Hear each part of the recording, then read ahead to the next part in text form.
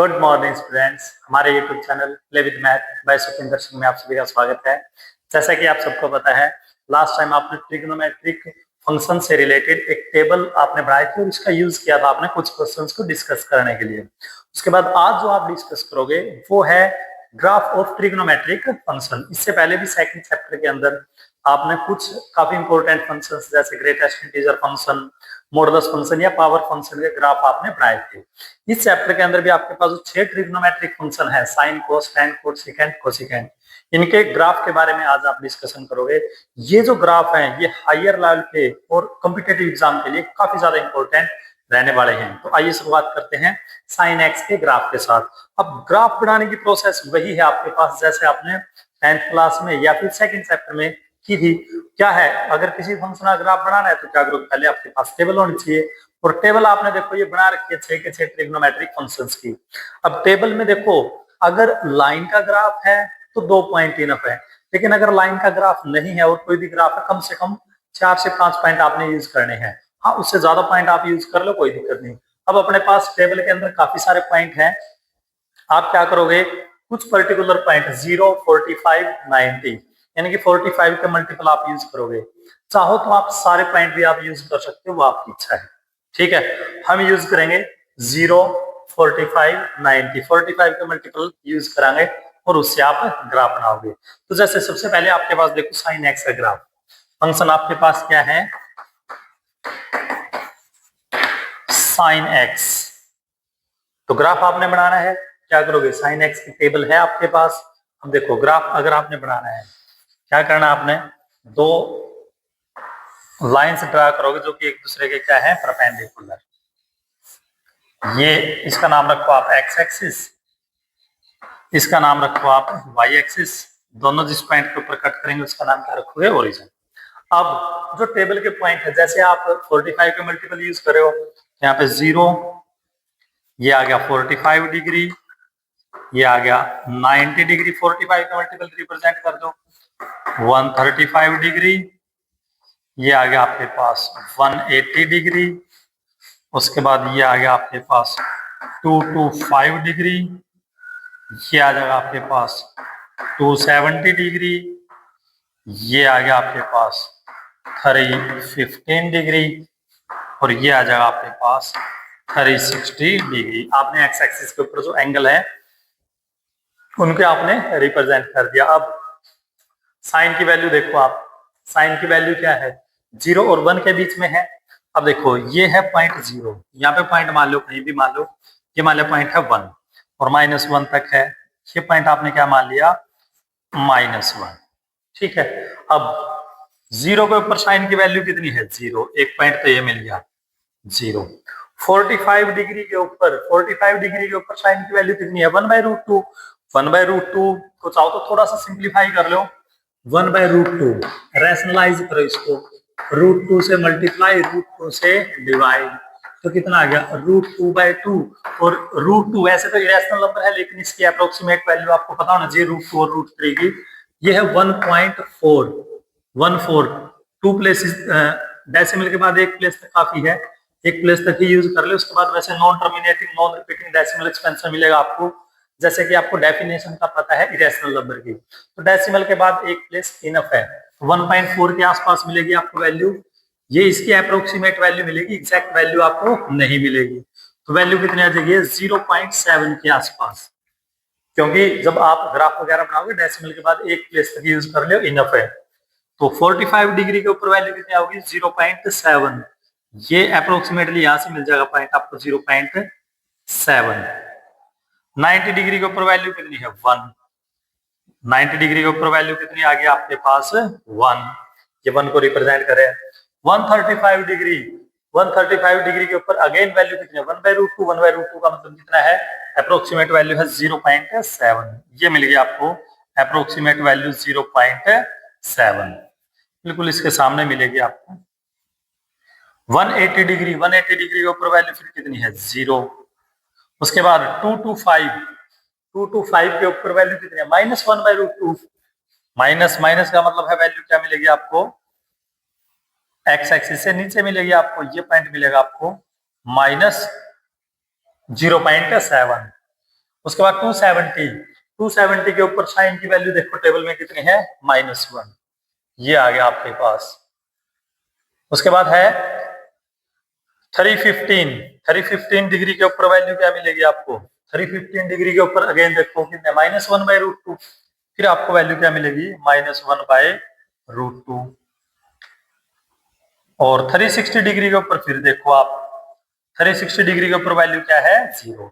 तो आपने क्या कर लिया, टेबल से आपने सिर्फ 45 के मल्टीपल 0, 45, 90, 135, 180, 225, 270, 315 और 360 डिग्री, ये कुछ पॉइंट आपने उठा लिए। ठीक है, ये पॉइंट मिल गए, इनको रिप्रेजेंट कर दिया। उसके बाद आपने क्या करना है, लूज हैंड का यूज करके ना आपने क्या करना है, इनको ज्वाइन करना है। तो जैसे ही आप इनको ज्वाइन करोगे, बिल्कुल जैसे आपने पहले भी पढ़ी थी प्रोसेस, कि अगर लाइन का ग्राफ है तो स्केल का यूज करोगे, अदरवाइज आपने क्या करना है, लूज हैंड का यूज करके ना ग्राफ आपने बढ़ाना है। तो ये मिलेगा आपको, देखो ग्राफ, ये ग्राफ किस चीज का मिलेगा आपको, साइन एक्स का। तो ग्राफ को देख कर ना देखो, आपने ग्राफ कहां तक बनाया है, 0 से 360 डिग्री तक बनाया है। टेबल आपके पास 0 से 360 डिग्री है। चाहो तो आप इस ग्राफ को एक्सटेंड भी कर सकते हो, आगे भी ऐसे ही चला गई। साइन एक्स का जो ग्राफ है वो, उसका नेचर क्या है आपके पास, वेव नेचर। जैसे वेव चलेगी आपके पास, आपने देखा होगा वेव, तो बिल्कुल सेम ऐसे ही वेव नेचर का ग्राफ है। और हमने पहले बोला था कि जो 6 के 6 ट्रिग्नोमेट्रिक फंक्शंस हैं, उनके जो ग्राफ है काफी ज्यादा शानदार है आपके पास। ठीक है, तो जो साइन का ग्राफ है वो क्या मिलेगा आपको, वेव नेचर का, ऐसे चलेगा आगे भी और पीछे भी ऐसे ही, ऐसे। ठीक है, तो ये वेव नेचर का ग्राफ है आपके पास। आपने इस ग्राफ को जब भी आप बनाओ, दो चीजों का विशेष ध्यान रखना आपने। पहले तो ये ओरिजिन से स्टार्ट हो गए ऐसे, मतलब स्टार्ट ओरिजिन से हो गए ऐसे। दूसरा, इसकी मैक्सिमम वैल्यू कितनी है, 1, और मिनिमम वैल्यू कितनी है इसकी, -1। मैक्सिमम वैल्यू कितनी है, 1, मिनिमम वैल्यू कितनी है, -1। ठीक है, तो ये बन गया आपके पास किस चीज का ग्राफ है, साइन एक्स का, 0 से 360 डिग्री। लेकिन अगर आपने पूरे इंटरवल के ऊपर बनाना है तो आप रफ डायग्राम, जैसे हमने बोल है कि जब भी मैं डायग्राम की या ग्राफ की बात करूंगा तो जरूरी नहीं आपको कि एग्जैक्ट डायग्राम आपको पता हो या हर बार आपने पॉइंट ही यूज करने पड़ेंगे। बस जैसे मैं आपको बोलूं कि साइन एक्स, तो तुरंत आपके दिमाग में पिक्चर बननी चाहिए। पिक्चर कैसे, 0 से तो स्टार्ट होगी, मैक्सिमम वैल्यू कितनी मिलेगी आपको, 1, मिनिमम वैल्यू कितनी मिलेगी, -1।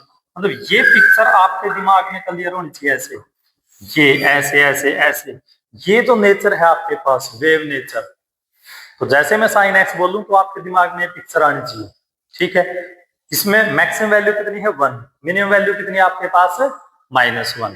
इसका यूज आप करोगे रेंज को बताने में।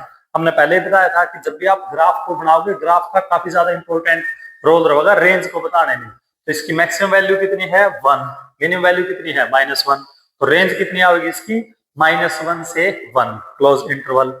और डोमेन क्या है आपके पास, ऑल रियल नंबर। तो अगर आप डोमेन रेंज की बात करो तो साइन एक्स की अगर मैं बात करूंगा तो डोमेन क्या मिलेगी, ऑल रियल नंबर।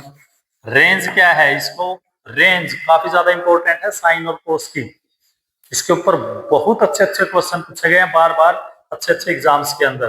तो रेंज क्या मिलेगी आपको, -1 से 1। ग्राफ में देख इसको, मैक्सिमम वैल्यू कितनी है, 1, मिनिमम वैल्यू कितनी है, -1। मैक्सिमम मिनिमा जो चैप्टर है आपके पास एप्लीकेशन ऑफ डेरिवेटिव, ये +2 क्लास के अंदर आएगा। तो वहां भी जो आपके डायग्राम है वो काफी ज्यादा यूजफुल रहने वाले हैं। तो डोमेन आ गई ऑल रियल, रेंज कितना आ गया आपके पास, -1 से 1, ग्राफ आ गया आपके पास ये। टेबल मिलने के बाद ग्राफ बनाना बहुत ही ज्यादा आसान है, बस टेबल के पॉइंट को यूज करो और ग्राफ आप बना दो। ठीक है, बिल्कुल सेम जैसा वेव नेचर आपके पास साइन एक्स के ग्राफ का है, बिल्कुल सेम वैसा ही वेव नेचर आपको किसका मिलेगा, कोस एक्स के ग्राफ का। कोस की टेबल में भी देखोगे, अगर आप देखोगे तो वैल्यू तो वही है, 0 से 1, 1 से 0, 0 से 1, बस। लेकिन एक अंतर है, जैसे ओरिजन 0 के ऊपर इसकी वैल्यू कितनी है, 0। तो ओरिजन से जब आप स्टार्ट करोगे तो जो साइन एक्स का ग्राफ है वो तो 0 से स्टार्ट होगा। ऐसे ही जब आप कोस एक्स का ग्राफ आप बनाओगे, अगर आपके पास फंक्शन क्या है, कोस एक्स, नेचर सेम रहेगा, डोमेन रेंज सेम रहेंगी आपके पास। बस एक चीज का अंतर होगा आपके पास, ये जैसे 0 से स्टार्ट किया था, ये कहां से स्टार्ट होगा, 1 के साथ। तो जो कोस एक्स है उसका ग्राफ आपने खुद बनाना है। यहाँ पे मैं सिर्फ एक रफ सा डायग्राम बना दूं, थोड़ा सा एग्जैक्ट डायग्राम आपने खुद बना के देखना है, क्योंकि बिल्कुल सेम है, जैसे अभी साइन का बनाया है बिल्कुल सेम कोस का है। तो 0 ये मैक्सिमम वैल्यू 1 होगी, मिनिमम वैल्यू कितनी आ गई -1। अगर ऐसे ही आप रिप्रेजेंट करो, ये 45 डिग्री, उसके बाद 90 डिग्री, उसके बाद 135 डिग्री, उसके बाद 180 डिग्री, उसके बाद 225 डिग्री, उसके बाद 270 डिग्री, उसके बाद है 315 डिग्री, और उसके बाद है 360 डिग्री। तो अगर पॉइंट्स आप यूज करो 45 के मल्टीपल, तो 0 के ऊपर इसकी वैल्यू कितनी है 1, 45 के ऊपर देखोगे इसकी वैल्यू 45 डिग्री के ऊपर अगेन 0.7, 90 के ऊपर 1। तो बिल्कुल सेम ऐसे ही जब आप इसका डायग्राम बनाओगे 135, 180 के ऊपर -1, फिर आपके ये वैल्यू मिल जाएगी। तो बिल्कुल सेम डायग्राम बनेगा जैसे आपके पास साइन एक्स का था। 270 के ऊपर वैल्यू कितनी मिलेगी आपको 0, 315 के ऊपर वैल्यू, और तो बिल्कुल सेम ऐसे ही पॉइंट्स को रिप्रेजेंट करना है। लूज हैंड का आपने यूज करना है। तो टेबल बनने के बाद ग्राफ कितनी आसानी के साथ आप बना सकोगे, लेकिन इनकी इंपॉर्टेंस बहुत ज्यादा है। देखो वेव नेचर ही रहेगा आपके पास, लेकिन साइन का ग्राफ ओरिजिन के ऊपर इसकी वैल्यू कितनी है 0, इसकी ओरिजिन के ऊपर वैल्यू कितनी है 1। नेचर रहेगा सेम, बिल्कुल सेम। ऐसे ही आप इस ग्राफ को भी आगे एक्सपेंड कर सकते हो। 1 से स्टार्ट होगा, -1, तो ऐसे चलेगा ये ग्राफ, ऐसे। अगर आपने लेफ्ट में जाना है ऐसे चलेगा ग्राफ। डोमेन रेंज बिल्कुल सेम है। साइन और कोस की रेंज मोस्ट इंपोर्टेंट है। साइन और कोस की रेंज क्या है आपके पास -1 से 1। डोमेन भी सेम है, डोमेन इतनी ज्यादा यूजफुल नहीं है। तो ये तो थे आपके पास साइन और कोस के ग्राफ। जब भी मैं बोलूं साइन एक्स, तुरंत आपके दिमाग में या तो ये या फिर ये पिक्चर आनी चाहिए। कोस एक्स ये पिक्चर, दोनों में अंतर क्या है? एक अंतर है सिर्फ, साइन का जो ग्राफ है 0 के ऊपर इसकी वैल्यू कितनी मिलेगी 0, और कोस का जो ग्राफ है इसकी 0 के ऊपर वैल्यू कितनी है 1। उसके बाद देखो आप tan x cot x इनके ग्राफ। अब देखो जो साइन और कोस की टेबल आपने देखी है, यहाँ पे आपको टेबल के अंदर फाइनाइट वैल्यूज दिखाई दे रही है। अब फाइनाइट वैल्यू का तो क्या करोगे आप, जब भी ग्राफ बनाओगे फाइनाइट जो वैल्यू दे रही है उनको यूज करो और पॉइंट्स को ज्वाइन कर दो, इसलिए आपको ग्राफ मिल जाएगा। लेकिन tan कोट सिकेंट कोसिकेंट, जब इन ट्रिग्नोमेट्रिक फंक्शंस के आप ग्राफ बनाओगे तब टेबल के अंदर एक प्रॉब्लम है। एक वर्ड है आपके पास not defined. Not defined, not defined word है।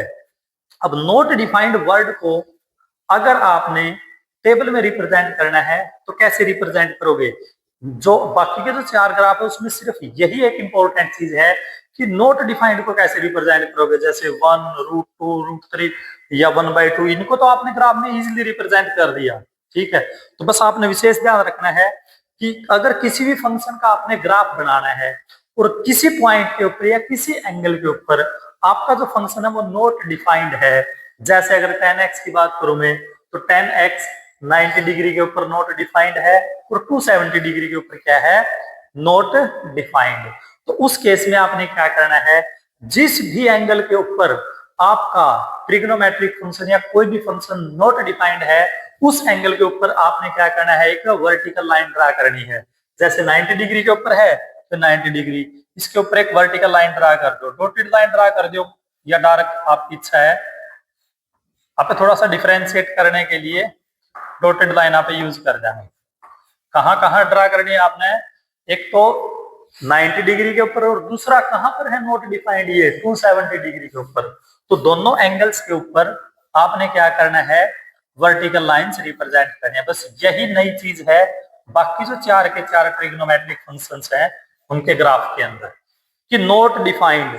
जो एनडी है, एनडी का मतलब क्या है आपके पास, एनडी का मतलब है नोट डिफाइंड या 1/0, सम फाइनाइट नंबर बाय 0, इसको क्या बोलोगे आप, नोट डिफाइंड। तो नोट डिफाइंड को ग्राफ में रिप्रेजेंट करने का तरीका क्या है, जिस एंगल के ऊपर या जिस पॉइंट के ऊपर आपकी वैल्यू नोट डिफाइंड है फंक्शन की, उस पॉइंट के ऊपर वर्टिकल लाइन ड्रा करोगे। एक तो 90 डिग्री के ऊपर है और एक कहां पे है आपके पास 270 डिग्री। बस उसके बाद कोई दिक्कत है नहीं। हाँ, जैसे आपने साइन और कोस के लिए आपने 0, 45 का मल्टीपल यूज किए थे, यहाँ पे हम क्या करेंगे 30 का मल्टीपल यूज करेंगे। आपकी इच्छा है, चाहो तो आप 45 के मल्टीपल ही यूज कर सकते हो, कोई भी मल्टीपल यूज कर लो, चाहे 30 के, चाहे 45 के, चाहे सारे के सारे पॉइंट ग्राफ सेम ही मिलेगा आपको। तो अब देखो टेबल देखो, 0 पे वैल्यू कितनी है, 0, ये पॉइंट मिल गया आपको। 30 डिग्री के ऊपर वैल्यू देखो 31/√3, 1/√3 को हमने क्या कर दिया, रैशनलाइज कर दिया, 1/√3 को रैशनलाइज कर दिया। अब √3 की एग्जैक्ट वैल्यू तो जैसे पहले बताया था, non terminating non repeating decimal expansion है, एग्जैक्ट वैल्यू आप नहीं निकाल सकोगे, लेकिन इसकी अप्रोक्सीमेट वैल्यू 1.732 ऐसे ही चलेगी। तो आप क्या करोगे, डेसिमल के बाद सिर्फ एक प्लेस उठा लो, इनफ है। तो आपने क्या कर दिया, 1.7 डेसिमल के बाद एक प्लेस यूज कर लिया, और इसकी अप्रोक्सीमेट वैल्यू सारी की सारी क्या यूज करें, यहाँ पे अप्रोक्सीमेशन यूज कर रहे हैं। तो डायग्राम में आप अप्रोक्सीमेट वैल्यू यूज कर सकते हो 0.6। तो 30 डिग्री के ऊपर, 30 डिग्री के ऊपर वैल्यू कितनी है, 0.6, ये है वैल्यू 1, 0.6 हाफ से थोड़ी सी ज्यादा मिलेगी, ये पॉइंट मिलेगा आपको। 60 डिग्री के ऊपर वैल्यू कितनी है, 60 डिग्री के ऊपर वैल्यू √3, और √3 का मतलब क्या है, 1.7, 1.7 आपको अप्रोक्सीमेटली यहां से मिलेगी। मिल गए 3 पॉइंट्स। उसके बाद देखो 90 डिग्री, 90 डिग्री के ऊपर नॉट डिफाइंड है, नॉट डिफाइंड को भी रिप्रेजेंट कराएंगे ग्राफ के अंदर। 120, 120 के ऊपर देखो, 120 के ऊपर वैल्यू कितने, -√3 यानी कि -1.7 के आसपास वैल्यू आपको मिलेगी, इसको यहाँ पे रिप्रेजेंट करो। उसके बाद देखो 150, 150 के ऊपर वैल्यू कितनी है, -0.6, -0.6 ये मिल जाएगी आपको। 180 डिग्री, 180 डिग्री के ऊपर टेंजेंट की वैल्यू क्या है आपके पास, 0। उसके बाद 210, 210 के ऊपर वैल्यू कितनी है, अगेन 0.6 के आसपास, यानी कि 1/√3 0.6 के आसपास मिलेगी। और 240 के ऊपर अगेन वैल्यू क्या मिलेगी आपको, अप्रोक्सीमेटली 1.7 के आसपास। ये पॉइंट्स भी आपने रिप्रेजेंट कर दिए। 270 के ऊपर अगेन नॉट डिफाइंड। 300 डिग्री के ऊपर 10 की वैल्यू देखो कितनी है, -(√3), यानी कि अप्रोक्सीमेट वैल्यू मिलेगी -(1.7 के आसपास। 330 के ऊपर वैल्यू कितनी मिलेगी, -(0.6 के आसपास। और 360 डिग्री के ऊपर वैल्यू क्या मिलेगी आपको, 0। तो आपने 30 के मल्टीपल यूज कर लिए 10 के ग्राफ बनाने के लिए। अब अगेन इन पॉइंट्स को क्या करोगे, लूज हैंड का यूज करके आपने ज्वाइन करना है। तो यहाँ से स्टार्ट करोगे आप डायग्राम, लूज हैंड का यूज करो, क्या करोगे, ऐसे ज्वाइन करना आपने, ऐसे ज्वाइन कर दो। अब डायग्राम में एक विशेष चीज ध्यान रखनी है, नॉट डिफाइंड। देखो ग्राफ आगे की तरफ बढ़ने लग रहा है, जैसे जैसे आप 0 से 90 की तरफ जाओगे वैल्यू कहां जाने लग रही है, नॉट डिफाइंड। अब नॉट डिफाइंड जैसे नाम से पता लग रहा है, इसकी आप एग्जैक्ट वैल्यू तो नहीं निकाल सकोगे, ठीक है, 90 डिग्री के ऊपर एग्जैक्ट वैल्यू आप नहीं निकाल सकोगे। तो नॉट डिफाइंड के लिए क्या करना है आपने, जो ये ग्राफ है इसका बिल्कुल स्मूथ ऐसे ही नेचर चलेगा आपके पास, और इस लाइन के बिल्कुल नजदीक लेके आओगे आप, ऐसे ऐसे कर्व नेचर में। ऐसा नहीं कि सीधा स्केल का यूज करके इसके नजदीक ले आओ, कर्व टाइप का नेचर होना चाहिए, लूज हैंड का यूज करके ना ऐसे बनाना है आपने। ग्राफ जब बनाओ विशेष ध्यान रखिए, ये जो ग्राफ है इस लाइन को टच नहीं करेगा, कभी भी टच नहीं करेगा। हाँ इसके नजदीक जाओगा, आपके पास नजदीक रहोगा ऐसे, लेकिन टच नहीं करेगा। इन दोनों को ज्वाइन ना करके, अगर ज्वाइन करते तो ग्राफ आपका हो जाएगा गलत, ठीक है, क्योंकि ज्वाइन करते तो वैल्यू डिफाइंड हो जाएगी, तो फाइनाइट वैल्यू आओगी। नॉट डिफाइंड वैल्यू आपको मिले नहीं 90 डिग्री के ऊपर कुछ भी, ठीक है। तो बस ये ग्राफ ऐसे इंक्रीज होगा ना, इंक्रीज होगा इस लाइन के नजदीक जाऊंगा, लेकिन इस लाइन से मिला नहीं कभी भी। तो जब भी आप नॉट डिफाइंड को रिप्रेजेंट करने लग रहे हो, तो नॉट डिफाइंड के लिए क्या है, जो ग्राफ है नॉट डिफाइंड वाली जो लाइन है उसके नजदीक तो जाओगा, लेकिन उस लाइन से मिला नहीं कभी भी। बिल्कुल सेम आगे देखो, ये पॉइंट्स मिल गए, इनको ज्वाइन करो, ऐसे ही ज्वाइन करना, बिल्कुल सेम लूज हैंड का यूज करोगे।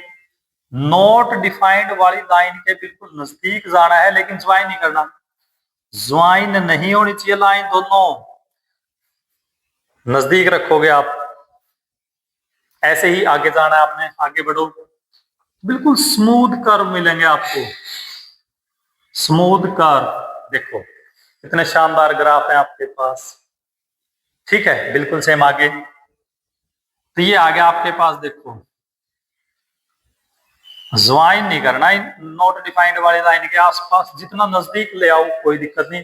कर्व टाइप का नेचर होना चाहिए, स्ट्रेट लाइन स्केल का यूज नहीं करोगे, लूज हैंड का यूज करके डायग्राम बना रहे हैं। तो ये देखो ऐसे, ये आपके पास ग्राफ किस चीज का है, 10x का, ठीक है। बस इस ग्राफ में आपने एक नई चीज दिखी है कि नॉट डिफाइंड को कैसे रिप्रेजेंट करोगे। जिस भी एंगल के ऊपर वैल्यू आपकी नॉट डिफाइंड है वहां पे वर्टिकल लाइन ड्रा करोगे, और जो ग्राफ है जब आप पॉइंट्स को ज्वाइन करो तो जो आपका ग्राफ है वो उस लाइन के नजदीक तो जाओगा, नोट डिफाइंड वाली लाइन के नजदीक तो जाओगा, लेकिन मिलेगा कभी भी ज्वाइन नहीं करना। अगर आपने ज्वाइन कर दिया तो आपका ग्राफ क्या बन जाएगा, ठीक है। टेन और कोट की जो डोमेन और रेंज है इतनी ज्यादा इंपॉर्टेंट है नहीं, हाँ थोड़ी सी डोमेन इंपॉर्टेंट हो जाएगी। टेन की डोमेन क्या मिलेगी आपको, डोमेन का मतलब है जो वैल्यू आप यूज कर रहे हो, वैल्यू आपने सारी यूज कर ली, लेकिन एक तो 90 डिग्री नहीं यूज कर सकोगे, क्योंकि 90 डिग्री के ऊपर वैल्यू क्या है, नॉट डिफाइंड, आपका फंक्शन डिफाइंड नहीं है।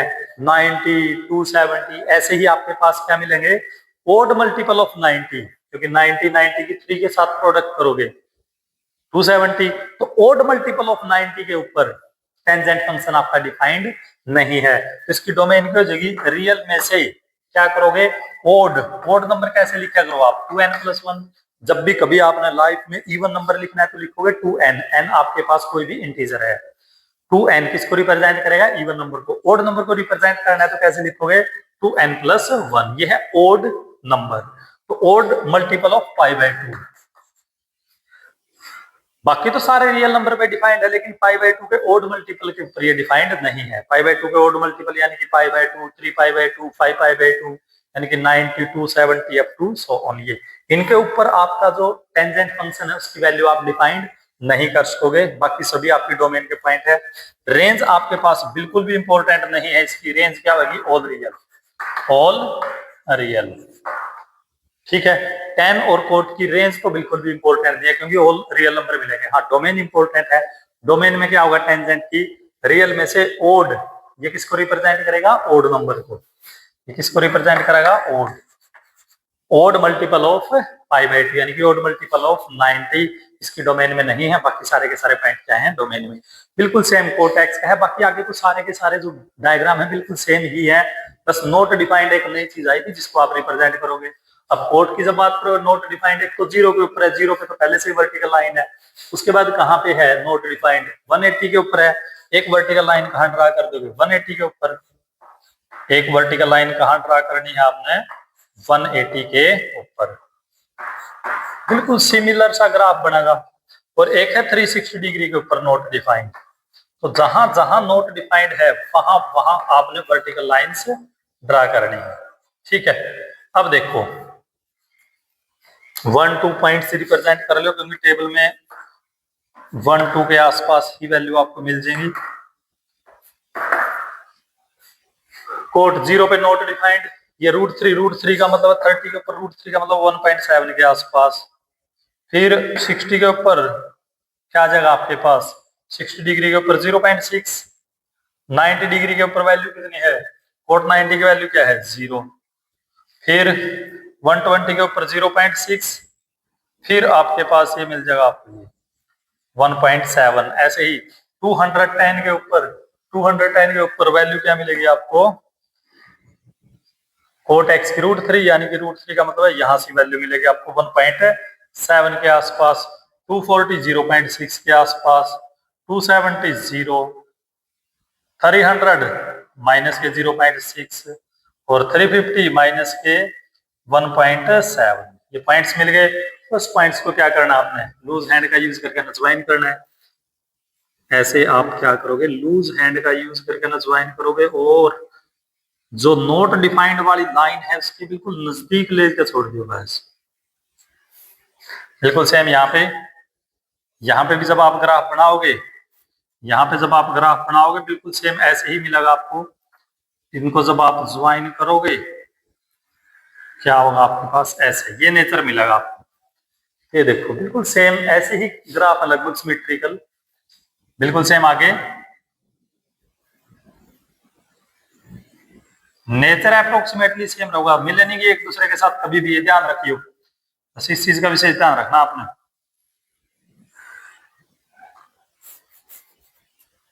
इस चीज का आपने विशेष ध्यान रखना है, लूज हैंड का यूज करके पॉइंट्स को ज्वाइन करना है, तो ये मिल जाएगा आपको।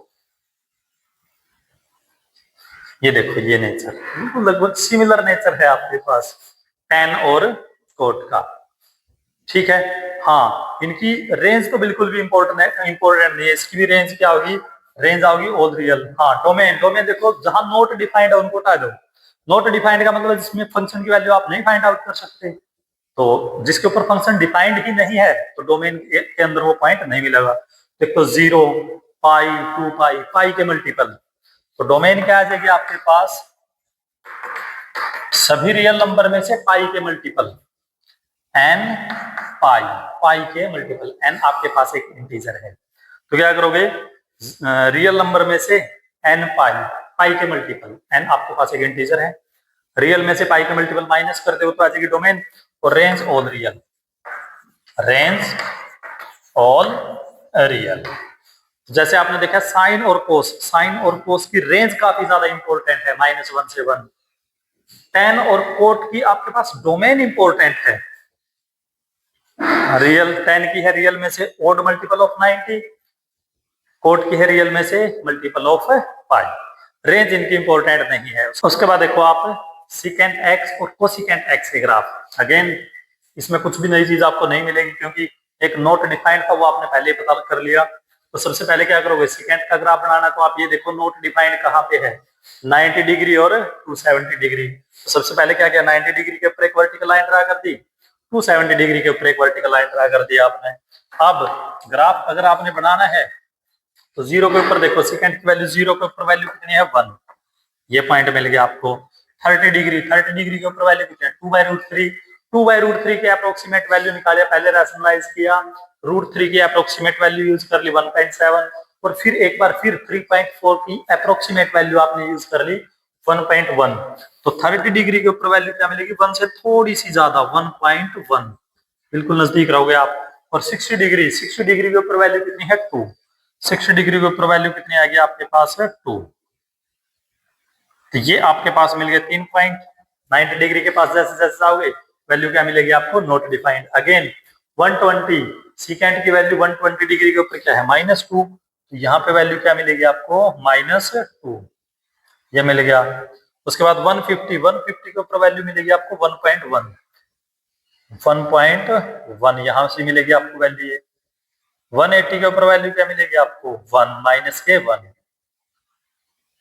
उसके बाद 210 के ऊपर अगेन वैल्यू क्या मिलेगी आपको, -1.1, और 240 के ऊपर वैल्यू अगेन क्या मिलेगी आपको, -2, 240 के ऊपर वैल्यू क्या मिल जाएगी आपको, -2। ये मिल जाएंगे आपको पॉइंट्स, ठीक है। लूज हैंड का यूज करना है और रफ से पॉइंट आपने बनाने हैं, रफ सा डायग्राम आपने बनाना है।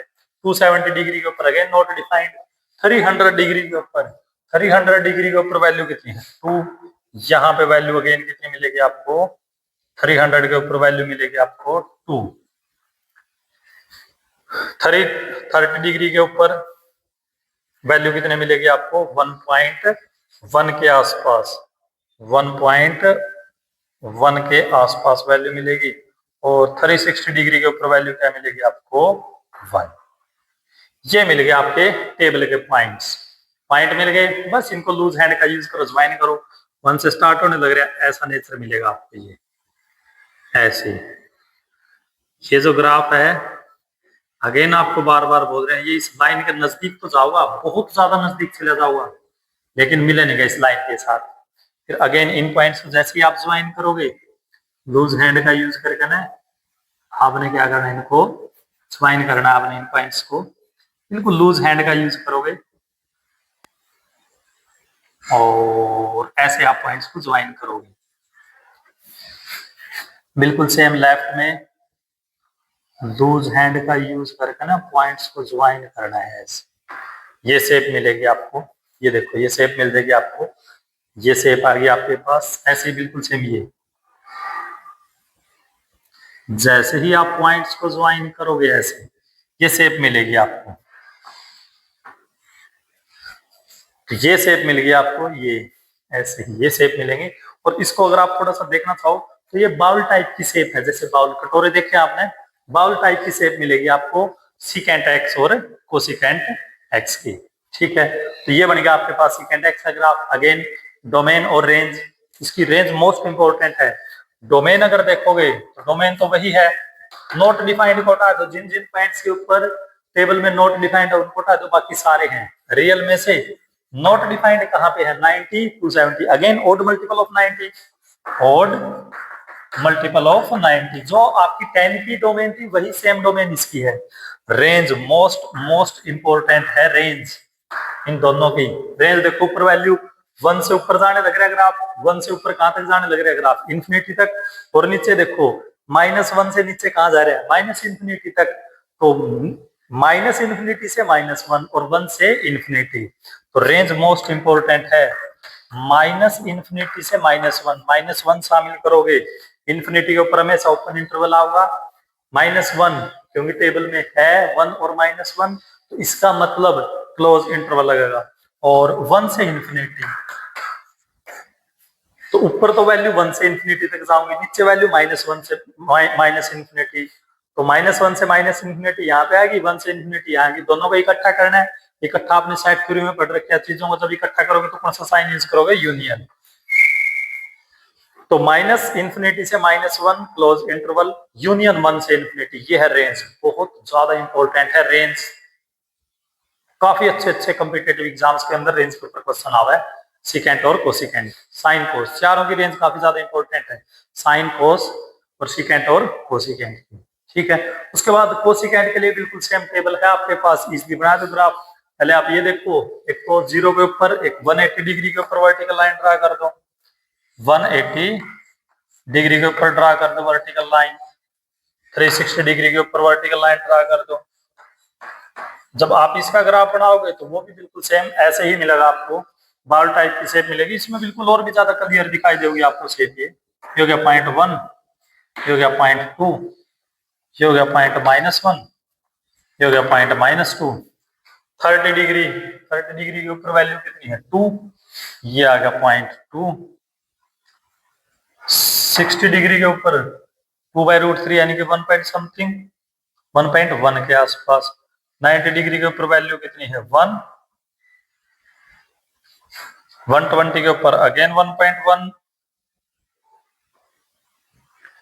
और 150 के ऊपर वैल्यू कितनी है 2। तो ये देख लियो आप अप्रोक्सीमेटली 2, ये मिल गए 5 के 5 पॉइंट। उसके बाद 210 डिग्री के ऊपर -2, ये हो गया -1, ये -2 अप्रोक्सीमेटली। हाँ, तो यहाँ पे वैल्यू कितनी मिलेगी आपको -2। फिर 240 के ऊपर -1.1, 270 के ऊपर -1, 300 के ऊपर अगेन -1.1 और 330 के ऊपर वैल्यू क्या मिलेगी आपको -2। ये मिल गए पॉइंट्स। सभी पॉइंट्स को क्या करोगे, लूज हैंड का यूज करके ना आपने ज्वाइन करना है। कर दो ज्वाइन ऐसे,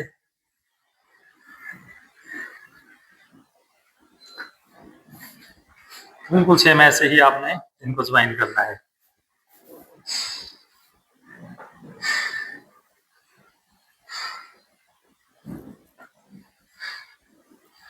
ये मिल गया। अब ये देखो, ये बिल्कुल सेम बाउल टाइप की शेप है आपके पास।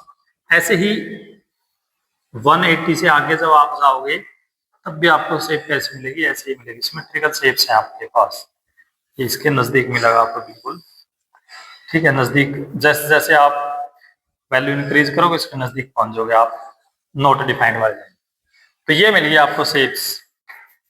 ठीक है, ये बाउल टाइप की शेप है। तो सिकेंट और कोसिकेंट का नेचर मिलेगा बाउल टाइप का, साइन और कोस का नेचर मिलेगा आपको वेव नेचर। डोमेन रेंज काफी ज्यादा इंपॉर्टेंट है इसकी भी, अगेन डोमेन वही है। अगर आप इसकी डोमेन की बात करोगे तो डोमेन क्या मिल जाएगा, रियल में से जहां पे नोट डिफाइंड है, कहां पे है 0, पाई, 2 पाई, पाई के मल्टीपल n पाई, पाई के मल्टीपल माइनस कर दियो, डोमेन आ गई रेंज। रेंज क्या मिलेगी आपको, अगेन 1 से इंफिनिटी तक जाने लग रहे हो और नीचे -1 से माइनस इंफिनिटी, तो सेम रहेगी -इंफिनिटी से -1। इंफिनिटी हो या माइनस इंफिनिटी, उसके ऊपर हमेशा ओपन इंटरवल लगाना है। और 1 से इंफिनिटी, तो ये आ गया आपके पास डोमेन और रेंज। तो ये थे आपके पास 6 ट्रिग्नोमेट्रिक फंक्शंस के ग्राफ। अब मैं आपको बार बार बोल रहा हूँ, जब भी मैं ग्राफ की बात करूंगा तो तुरंत आपके दिमाग में, जैसे मैंने बोल दिया कि सिकेंट एक्स, तो तुरंत आपके दिमाग में जाना चाहिए कि सिकेंट एक्स का ग्राफ क्या है, आपके पास बाउल टाइप का ग्राफ है। ऐसे ही कोसिकेंट एक्स और सिकेंट एक्स के नेचर कैसे हैं, बाउल टाइप की। ये पिक्चर आपके दिमाग में आनी चाहिए। ठीक है, साइन और कोस का बोल दिया तो वेव नेचर। ठीक है, tan x और cot x का ग्राफ है तो वो आपकी पिक्चर आपके दिमाग में बननी चाहिए। तो ये थे आपके पास 6 ट्रिग्नोमेट्रिक फंक्शंस के ग्राफ। उसके बाद देखो आप एक्सरसाइज 3.3 के जो पहले 4 क्वेश्चन है वो टेबल से रिलेटेड ही है। तो टेबल की वैल्यूज यूज करो और सिंप्लीफाई कर दो, बिल्कुल आसान क्वेश्चन है। क्या है आपके पास फर्स्ट क्वेश्चन, आपको ये देख के आपने प्रूव करना है दोनों साइड इक्वल है। तो बस क्या है, लेफ्ट हैंड साइड लेकर चलो, राइट हैंड साइड प्रूव करो। लेफ्ट हैंड साइड क्या है, sine square pi by 6 cos square pi by 3 minus ten square pi by 4। Left hand side लेकर चलो, सारी वैल्यूज हैं आपके पास टेबल में। 360 डिग्री तक है, sine pi by 6, pi by 6 का मतलब 30 डिग्री, साइन 30 डिग्री की वैल्यू कितनी है 1/2, और इसका क्या है आपके पास square plus cos pi by 3, pi by 3 का मतलब है 60, कोस पाई बाई 3 की वैल्यू कितनी है 1/2 और उसका square minus ten Z 45 pi by 4, pi by 4 का मतलब 45 डिग्री, इसकी वैल्यू कितनी है 1। तो बस इसको सिंप्लीफाई करो, 1/4 प्लस 1/4 माइनस 1, 4 एलसीएम ले लियो तो कितना आ जाएगा -2/4, कितना आ गया -1/2। ये क्या आ गई राइट हैंड साइड। बिल्कुल ही आसान क्वेश्चन है, प्योरली टेबल को यूज करो, लेफ्ट हैंड साइड में वैल्यूज पुट करो, सिंप्लीफाई करो, आंसर आ जाएंगे। पहले 4 क्वेश्चन बिल्कुल सेम है, ठीक है। ये था फर्स्ट पार्ट आपके पास। सेकंड और थर्ड क्वेश्चन आपने खुद ट्राई करने हैं, सेकंड और थर्ड क्वेश्चन आप बिल्कुल सेम है, खुद ट्राई करने हैं आपने। टेबल में सारी वैल्यूज दे रखी हैं, यूज करोगे और सिंप्लीफाई करोगे। फोर्थ क्वेश्चन और देख लो। फोर्थ क्वेश्चन देखो, क्या वेरीफाई करवाना है आपने, 2 time sine square 3 pi by 4 plus 2 times cos square pi by 4 plus 2 times second square pi by 3। किसके इक्वल प्रूव करना आपने, ये 10 के इक्वल, ठीक है। फोर्थ क्वेश्चन बिल्कुल सेम, सेकंड और थर्ड में आपको बार बार बोल रहा हूं बिल्कुल सेम है। टेबल की वैल्यूज आप यूज कर लो, लेफ्ट हैंड साइड लेकर चलो, सिंप्लीफाई करो, राइट हैंड साइड मिल जाएगी। हाँ, अब जैसे वैसे तो हमने 0 से 90 डिग्री तक डिग्री और रेडियन दोनों में यूज करके है, चाहो तो आगे भी आप इसको कन्वर्ट कर सकते हो डिग्री को रेडियन में, ठीक है, क्योंकि 3π/4 आपने यूज करना पड़ेगा। 3π/4 अगर चाहो तो रफ में देख भी इसको आप, 3π/4 अगर आप इसको डिग्री में कन्वर्ट करोगे तो क्या आ जाएगा आपके पास 180/π, तो कितना आ जाएगा, ये 135 डिग्री ही है। तो जो 135 डिग्री है ये किसको रिप्रेजेंट करेगा आपके पास 3π/4। जो सेकंड और थर्ड में भी है आपके पास, जैसे 7π/6 है, 7π/6 सेकंड क्वेश्चन में, तो 7π/6 का मतलब क्या है, जब आप इसको सोल्व करोगे नहीं, 7π/6 का मतलब है 210 डिग्री में जब आप इसको कन्वर्ट करोगे। ऐसे ही कन्वर्ट करके देख लियो और टेबल आपने यूज करनी है। तो अब लेफ्ट हैंड साइड लेके चलो, कितना आ गया 2 times sine square 3π/4 plus 2 times cos square π/4 plus 2 time second square π/3। तो सारी वैल्यूज हैं आपके पास 2, 3π/4, 3π/4 का मतलब 135 के ऊपर साइन की वैल्यू कितनी है 1/√2, 1/√2 और उसका स्क्वायर प्लस 2 टाइम्स कोस π/4, π/4 का मतलब 45 की वैल्यू कितनी है 1/2 और उसका स्क्वायर प्लस 2 टाइम्स सेकंड π/3, π/3 का मतलब है 60 डिग्री, सेकंड 60 की वैल्यू कितनी है 2। तो बस वैल्यू यूज करो, कितना आएगा 2, स्क्वायर करोगे 1/2, 2 ये कोस की वैल्यू 1/√2 है, स्क्वायर करोगे कितना आ जाएगा 1/2 प्लस 2 का स्क्वायर 4, ये कितना आ गया 1 + 1 + 8 यानी कि 10, और ये क्या है राइट हैंड साइड, ठीक है। तो ये है आपके पास 1 से 4 तक क्वेश्चन जिसमें आपने प्योरली टेबल का यूज करना है। और क्योंकि एंगल थोड़े से इसने रेडियन में दे रखे हैं, चाहो तो उनको डिग्री में कन्वर्ट करके ना डायरेक्टली टेबल यूज कर लो, या पूरी टेबल को आप रेडियन में भी कन्वर्ट कर सकते हो। तो बाकी दोनों क्वेश्चन आपने खुद ट्राई करनी है। तो उसके बाद देखो आपके पास ट्रिग्नोमेट्री के काफी ज्यादा इंपॉर्टेंट फॉर्मूले हैं। देखो आपके पास ट्रिग्नोमेट्री के अंदर अप्रोक्सीमेटली 15 से 20 काफी ज्यादा इंपॉर्टेंट फॉर्मूले मिलेंगे आपको, लेकिन जो मोस्टली फॉर्मूले हैं वो इन्हीं से डेराइव किए जाएंगे आपके पास। ये बिल्कुल बेसिक फॉर्मूले हैं, देखने में आपको ये लगेंगे कि जो फॉर्मूले कितने हैं 6 फॉर्मूले आपको दिखाई दे रहे हैं, लेकिन एक्चुअल में 3 ही हैं। अगर आप काउंट करोगे तो 6 दिखेंगे, लेकिन अभी जब मैं आपको इनके बारे में समझाऊंगा तो आपको पता लग जाएगा कि अगर 3 फॉर्मूले आपने याद कर लिए तो बाकी 3 आप इजिली याद कर सकोगे। तो ये बिल्कुल बेसिक फॉर्मूले हैं, एक बार अगर इनको अच्छी प्रकार से याद कर लिया तो इनको आप यूज करोगे और काफी अच्छे अच्छे फॉर्मूले डेराइव करने के लिए। तो इनको बिल्कुल अच्छी प्रकार से आपने याद रखना है। जैसे फर्स्ट फॉर्मूला क्या है आपके पास, sine of x plus y. अब देखो जैसे मैंने बताया था कि जो फंक्शंस हैं आपके पास, अभी आप रिलेशन एंड फंक्शन चैप्टर पढ़ के आए हो, तो जो अलग अलग प्रकार के फंक्शन है वो अलग अलग प्रकार की मशीन का काम करेंगे। फंक्शन क्या है, एक मशीन है, और जैसे अलग अलग प्रकार की मशीन के अलग अलग काम है, ऐसे ही जो अलग अलग प्रकार के फंक्शन है, जैसे ट्रिग्नोमेट्रिक फंक्शन है, लोगरिथमिक फंक्शन है, एक्सपोनेंशियल फंक्शन है, तो उन फंक्शंस के अलग अलग फंक्शंस के अलग अलग काम हैं। अब जैसे ट्रिग्नोमेट्रिक फंक्शन है, उसका काम क्या है, अगर आप ट्रिग्नोमेट्रिक फंक्शन साइन को अगर x प्लस वाई के ऊपर अप्लाई करोगे तो ये क्या काम करेगा, एक बार तो जो x एंगल है उसको तो साइन के साथ लगाया जाएगा, और y एंगल को किसके साथ लगा होगा, कोस के साथ। ये मशीन है, जैसे आपने देखा है जूसर मशीन है, एक तो जूस निकालने वाली मशीन है, एक कपड़ा धोने वाली मशीन है, तो अलग अलग प्रकार की मशीन के अलग अलग काम है। तो वैसे ही अलग अलग ट्रिग्नोमेट्रिक फंक्शंस के काम भी अलग अलग मिलेंगे। साइन का काम क्या है, अगर साइन को अगर आप अप्लाई करोगे x प्लस वाई के ऊपर तो क्या हो जाएगा आपके पास, एक बार तो जो x एंगल है वो साइन के साथ लग जाएगा, y एंगल किसके साथ लग जाएगा, कोस के साथ, प्लस एक बार जो y एंगल है वो साइन के साथ लग जाएगा और x एंगल किसके साथ लगेगा, कोस के साथ। ये काम है साइन वाली जो मशीन है उसका।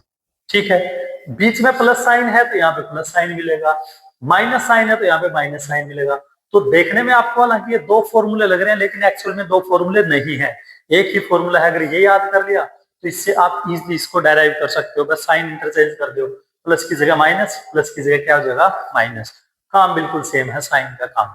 तो जो साइन वाली मशीन है उसका काम आपको समझ में आ गया, एक एंगल साइन के साथ, एक एंगल कोस के साथ, फिर एक दूसरा एंगल कोस के साथ और पहला एंगल साइन के साथ। ऐसे मतलब एंगल्स, दोनों एंगल्स को एक बार साइन के साथ यूज करना और एक बार कोस के साथ। तो ये तो था जो साइन वाली मशीन है उसका काम। उसके बाद कोस देखो, कोस कैसे काम करेगा, कोस एक्स प्लस वाई, ये किसके इक्वल मिलेगा, तो एक बार तो दोनों एंगल्स को कोस के साथ लगाओगे, एक्स को भी वाई को भी, ये काम है कोस वाली मशीन का। एक्स को भी कोस के साथ लगाओगे, वाई को भी कोस के साथ, और एक बार दोनों एंगल को किसके साथ लगाओगे आप, साइन के साथ, यानी कि cos of x plus Y किसके इक्वल मिलेगा आपको, cos x cos y minus sine x sine y. ठीक है, दोनों में डिफरेंस क्या है, साइन क्या करेगा, एक एंगल को साइन के साथ, दूसरे एंगल को कोस के साथ, प्लस फिर दूसरे एंगल को साइन के साथ, पहले एंगल को कोस के साथ।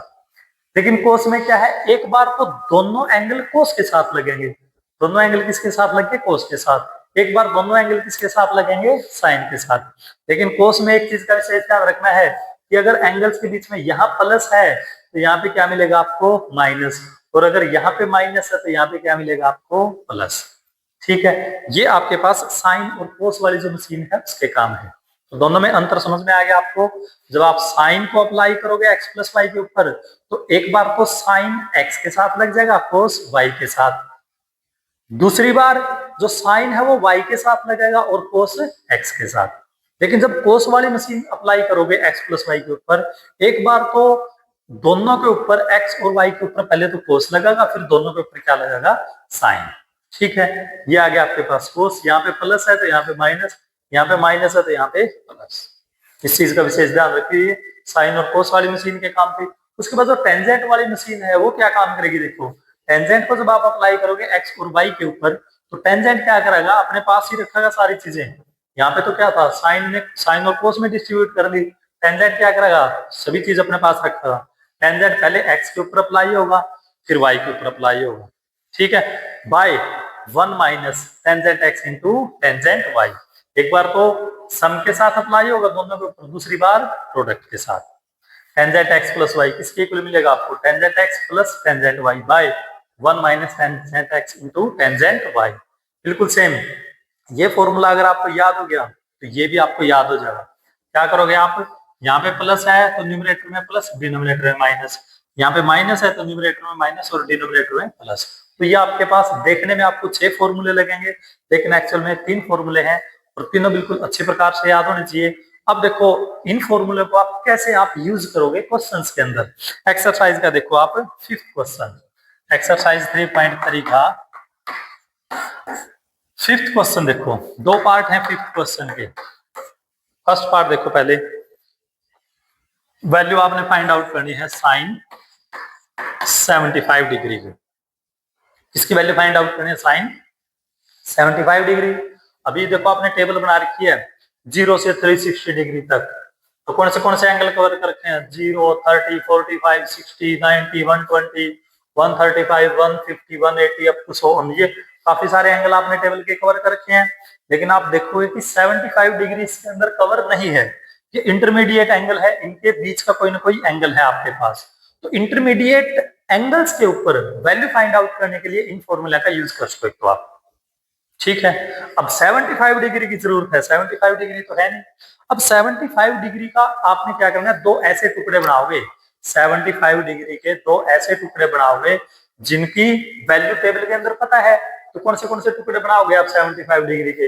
एक तो बना दो 30, क्योंकि 30 का पता है, और एक है 45 डिग्री।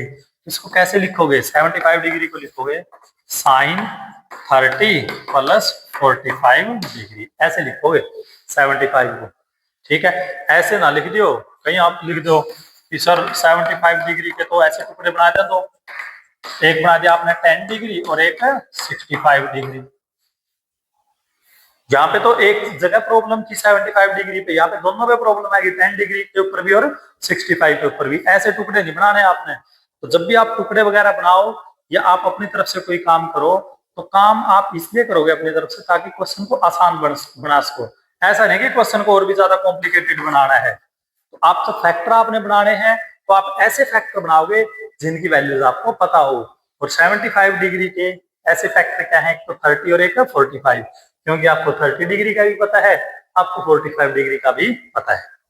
ठीक है, तो बस अब यूज कर लो फॉर्मूला। फर्स्ट फॉर्मूला यूज हो जाएगा आपके पास, x की जगह आ गया 30 डिग्री और y की जगह क्या आ गया 45 डिग्री। तो आप फॉर्मूला यूज करो, तो कितना आ जाएगा? Sine x into cos y। First formula में x की जगह 30, y की जगह 45 plus cos x into sine y। Sine x cos y plus cos x sine y। और साइन 30 की वैल्यू टेबल से यूज कर लो। साइन 30 की वैल्यू कितनी है? 1/√2। कोस 45 की वैल्यू, साइन 30 की वैल्यू है 1/2।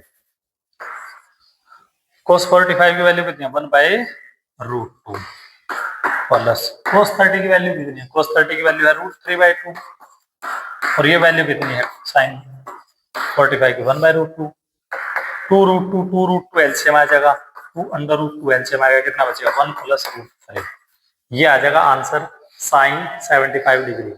ठीक है, कोई भी आप इंटरमीडिएट वैल्यू जो इन एंगल का यूज करके ना आप निकाल सको, तो इजिली मिल जाएगी आपको इन फॉर्मूला का यूज करके। ठीक है, तो ये था आपके पास फिफ्थ क्वेश्चन का फर्स्ट पार्ट। बिल्कुल सेम ऐसा ही आपके पास सेकंड पार्ट है। सेकंड पार्ट देखो, सेकंड पार्ट में क्या है? अब की बार टेंजेंट 15 डिग्री की वैल्यू निकालनी है। टेंजेंट 15 डिग्री, तो अगेन 15 डिग्री के दो ऐसे टुकड़े करो जिनके ऊपर आपको टेंजेंट की वैल्यू पता है। तो 15 डिग्री के टुकड़े करने के लिए दो तरीके हैं 15 डिग्री को लिखने के। 15 डिग्री को आप टेबल का यूज करके ना दो तरीके से लिख सको, या तो ऐसे लिख दो 45 माइनस 30, 45 में से 30 माइनस करोगे तो क्या मिलेगा आपको? 15 डिग्री। या आप ऐसे ही लिख सको 15 डिग्री को, दो चॉइस है, 60 माइनस 45। ये भी ठीक है, ये भी ठीक है, दोनों में से कोई भी आप यूज कर लियो, आंसर आपको मिल जाएगा। लेकिन आप क्या कराएंगे? आप ये फॉर्म यूज कराएंगे, 15 डिग्री की ये फॉर्म यूज कराएंगे। क्यों? क्योंकि आपके पास इस फॉर्म को जब आप यूज करोगे 15 डिग्री के लिए, जब 60 डिग्री और 45 डिग्री को यूज करोगे, तो टेबल देखो, टेंजेंट 60 डिग्री की वैल्यू कितनी है? √3 और टेंजेंट 45 की वैल्यू कितनी है? 1। एक तो √3 और 1 है ऑप्शन यूज करने के लिए। अगर आप ऐसे लिखोगे 45 डिग्री माइनस 30, 45 पे वैल्यू कितनी है? 1। 30 डिग्री के ऊपर वैल्यू कितनी है? 1/√3। अब एक तो आपके पास √3 है और एक 1/√3 है। इन दोनों में से आसान फॉर्म कौन सी है आपके पास? सिंपल फॉर्म ये है √3 वाली। ये अगर आप यूज करोगे, क्वेश्चन तो आपका निकल जाएगा यहाँ से भी। अगर आप 15 डिग्री को ऐसे लिखोगे तब भी निकल जाएगा, लेकिन इसमें कैलकुलेशन थोड़ी मुश्किल मिलेगी आपको, क्योंकि एक तो √3 और 1/√3 में √3 सिंपल फॉर्म है और 1/√3 थोड़ी सी कॉम्प्लिकेटेड फॉर्म है। इसके अंदर जब बाद में आप सिंप्लीफाई करोगे एलसीएम वगैरह आपको लेना पड़ेगा।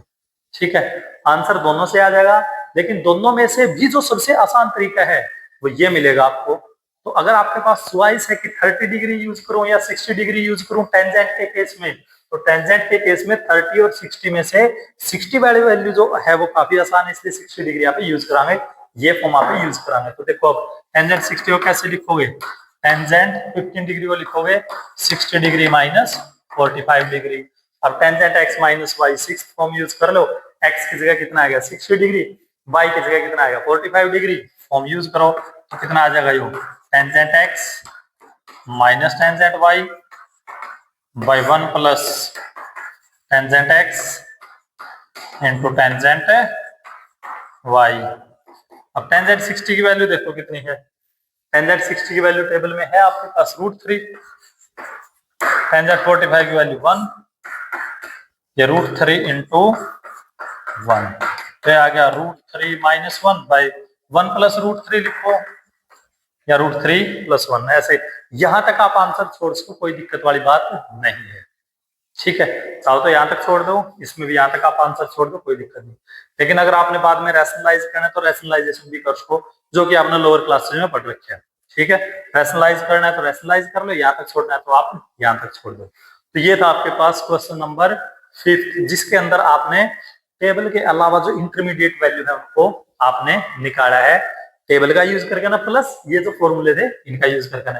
तो एक तो इन फॉर्मूला का जो यूज है वो यहाँ पे हो गया इंटरमीडिएट वैल्यू को निकालने में, बाकी आगे भी काफी अच्छे अच्छे क्वेश्चंस को सोल्व करने में इन फॉर्मूला का यूज करोगे आप, इसलिए फॉर्मूला आपने बिल्कुल अच्छे प्रकार से याद करने हैं। तो बाकी इन फॉर्मूला का यूज आप करोगे नेक्स्ट वीडियो में, तब तक हंसते रहो मुस्कुराते रहो, मिलेंगे अगली वीडियो में। थैंक यू, धन्यवाद।